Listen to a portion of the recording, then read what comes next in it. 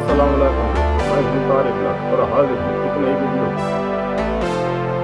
सबसे पहले मेरी तरफ से आप सब दोस्तों को रमजान मुबारक की बहुत बहुत मुबारक। दोस्तों, आज हमारी पार्लियामेंट में एक ऐसा हंगामा बरपा हुआ जिसका अभी तक बहुत ज्यादा शोर वगैरह किया जा रहा है, आइन से गद्दारी। दरअसल दोस्तों, मेरे वीडियो बनाने का मकसद सिर्फ ये है कि कब कब आइन की पासदारी, कब कब आइन को तोड़ा जाए।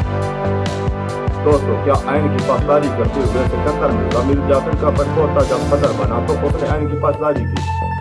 क्या सिकंदर मिर्जा को हटाकर मार्शल लॉ लगाने वाले अयूब खान ने आइन की पासदारी की?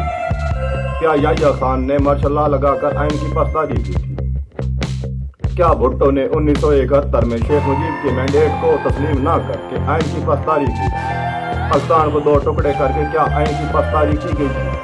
जनरल ज़ियाउल हक ने मार्शल लॉ लगाकर क्या आइन की पासदारी की? बेनज़ीर की जब असेंबली तोड़ी गई तो क्या वो आइन की पासदारी की?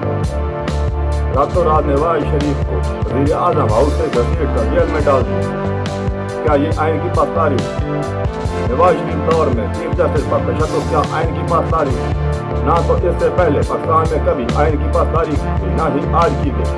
आज भी आइन का मजाक उड़ाया जाए। 1947 से लेकर 2022 तक हमेशा आइन हमारा मजाक ही बना रहा है, किसी ने भी आइन की पासदारी नहीं की। क्या यही काम पीपल पार्टी या नून लीग करती तो इमरान खान इसे गद्दारी के जुमरे में न लाते।